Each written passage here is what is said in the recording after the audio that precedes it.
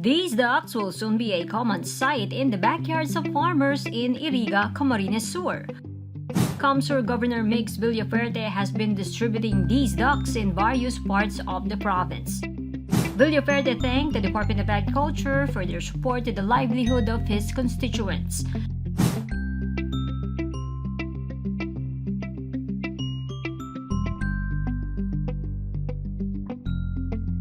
The governor said Camsur residents need a source of income, especially amid the pandemic.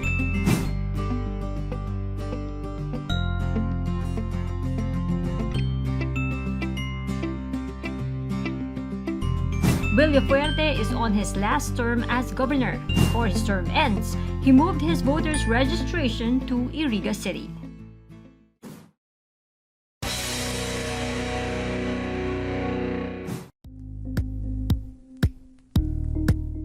Thank you for watching Politico TV. Please like and subscribe to our channel for more videos.